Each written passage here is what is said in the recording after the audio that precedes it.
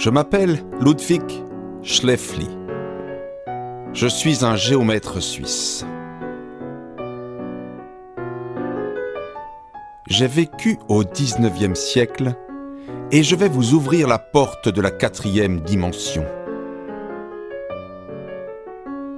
N'ayons pas peur des mots, je suis un visionnaire.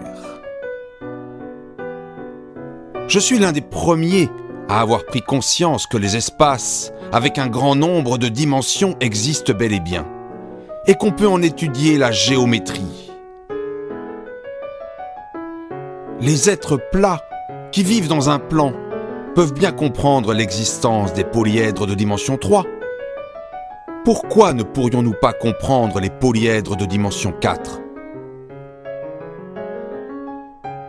L'une de mes contributions majeures a été de décrire tous les polyèdres réguliers en dimension 4. Qu'est-ce que la 4e dimension ? On a beaucoup écrit là-dessus. Les auteurs de science-fiction s'en donnent à cœur joie. Je vais vous expliquer les choses au tableau. Vous verrez que ce tableau est un peu magique. L'important est de se préparer à faire abstraction du monde auquel nous sommes habitués et à imaginer un monde auquel nos yeux et nos sens ne nous donnent pas directement accès. Nous allons devoir ruser, tout comme les reptiles. Je vais monter sur un promontoire que vous ne verrez malheureusement pas, et je vais tenter de vous décrire ce que je vois. Mais avant cela, je trace une droite au tableau. J'y place une origine. Chaque point sur cette droite peut être repéré par sa distance à l'origine, affecté d'un signe moins s'il est à gauche, et d'un signe plus s'il est à droite. On note d'habitude ce nombre x, et on l'appelle abscisse. Puisque la position d'un point sur une droite est décrite par un seul nombre, on dit que la droite est de dimension 1. Je trace maintenant un deuxième axe, perpendiculaire au premier. Chaque point du tableau est maintenant décrit parfaitement par deux nombres, qu'on note traditionnellement x et y, l'abscisse et l'ordonnée. Le plan est de dimension 2. S'il vous fallait expliquer à un être qui habite sur une droite ce qu'est un point du plan qu'il ne connaît pas, vous pourriez tout simplement lui dire « Un point du plan, c'est juste la donnée de deux nombres. » Passons à la 3e dimension. La craie écrit dans l'espace et trace un 3e axe, perpendiculaire aux deux autres. Un point de l'espace est décrit par 3 nombres, x, y et z. On pourrait dire aux reptiles, curieux de savoir ce qu'est notre monde, un point de l'espace, c'est juste 3 nombres. Passons à la 4e dimension. On peut bien essayer de tracer un 4e axe, perpendiculaire aux autres, mais c'est impossible. Alors, il nous faut procéder autrement. Bien sûr, on peut tout simplement dire qu'un point dans l'espace de dimension 4, c'est juste la donnée de 4 nombres, x, y, z et t. Cela ne nous éclaire pas beaucoup. Cependant, nous allons essayer de nous faire une intuition de cette géométrie malgré tout. Une première méthode pour comprendre est de procéder par analogie. Voici un segment, puis un triangle équilatéral.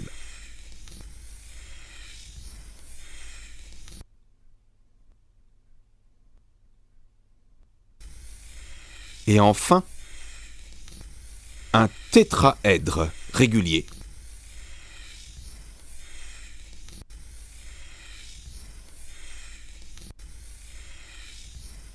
Notre tableau magique nous permet de le dessiner dans l'espace. Comment continuer la série en dimension 4 ? On peut observer que le segment, le triangle, le tétraèdre ont 2, 3 et 4 sommets respectivement. On peut donc essayer de continuer avec 5 sommets. Essayons. Dans le segment, le triangle ou le tétraèdre, une arête joint tous les sommets 2 à 2. Nous devons joindre les 5 sommets entre eux. On compte une arête, 2, 3, 4, 5, 6, 7, 8, 9, 10 arêtes. Dans le tétraèdre, il y a une face triangulaire pour chaque triplet de sommet. On procède de la même manière, ce qui nous donne une face triangulaire, 2, 3, 10 faces. Mais si on continue par analogie, il nous faut aussi ajouter une face tétraédrique pour chaque quadruplé de sommet. On en compte 5. Voilà, notre objet quadridimensionnel est construit. Baptisons-le simplex et faisons-le tourner dans l'espace comme nous avons fait tourner le tétraèdre. Bien sûr, il faut imaginer que le simplex tourne dans un espace de dimension 4 et que ce que vous voyez n'est que la projection sur le tableau. Ce qui complique un peu les choses, c'est que les faces s'en mêlent et se croisent. Et oui, il faut un peu d'expérience pour voir en dimension 4.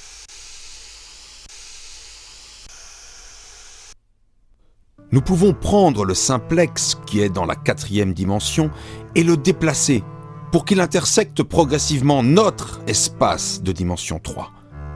De la même manière que les reptiles voyaient un polygone qui apparaissait puis disparaissait, nous voyons le polyèdre de dimension 3 qui apparaît, se déforme et disparaît. Voilà, le simplex a traversé notre espace de dimension 3. Nous allons maintenant faire connaissance avec d'autres polyèdres de dimension 4 qui traversent notre espace de dimension 3. Voici l'hypercube, qui généralise la famille qui commence par le segment, le carré et le cube. Il faut bien le reconnaître. Se faire une intuition par la méthode des coupes que nous venons d'utiliser, c'est bien difficile. J'ai découvert les analogues de l'icosaèdre et du dodécaèdre. Ils portent des noms compliqués, mais je les appellerai seulement le 120 et le 600, car le premier a 120 faces et le second 600. Regardez le 120, toujours lorsqu'il traverse notre espace.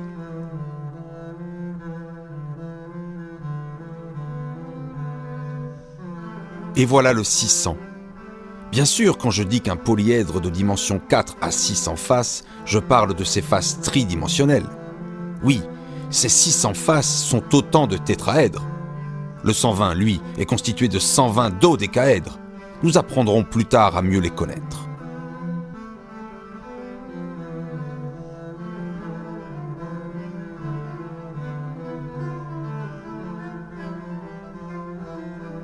Pour observer ces objets quadridimensionnels avec nos yeux tridimensionnels, on peut se servir de leurs ombres.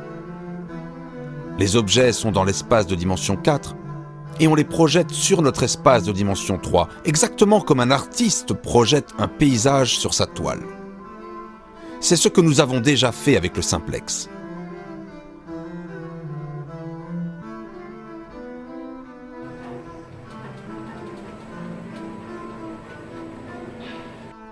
Voici l'hypercube. Bien sûr, il tourne dans l'espace pour qu'on puisse en apprécier les détails. Vous voyez par exemple que l'hypercube a 16 sommets.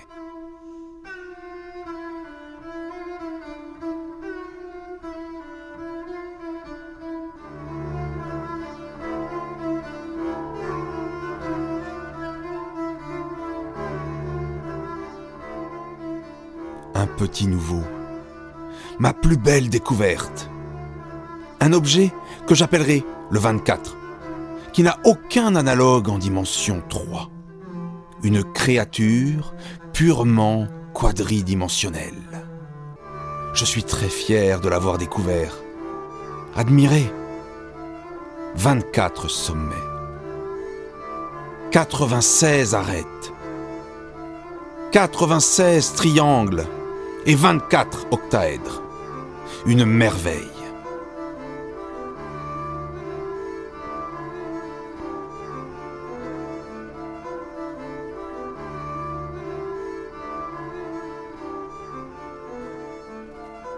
Voici l'ombre du 120, dans toute sa majesté.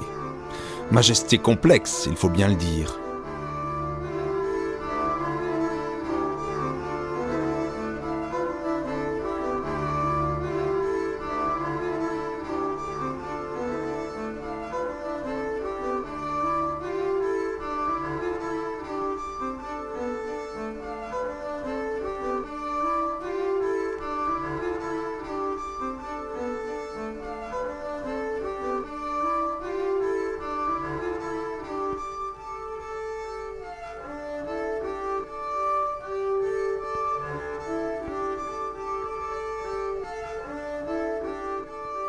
Pénétrons à l'intérieur et examinons la structure.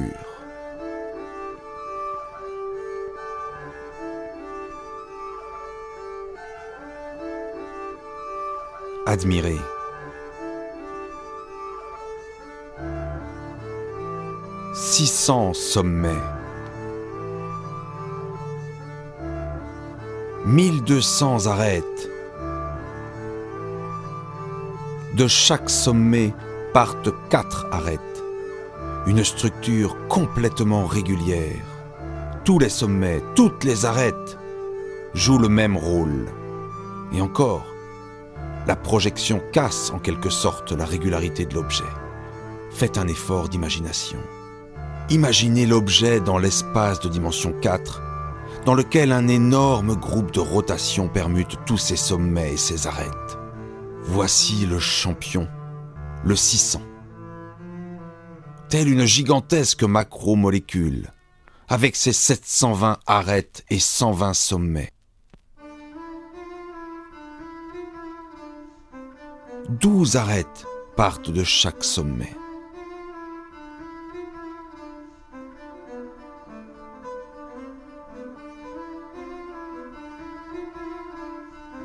Mais notre aventure avec les polyèdres de dimension 4 ne va pas se terminer là, car il y a fort à parier que leur projection stéréographique nous en donne une meilleure intuition encore.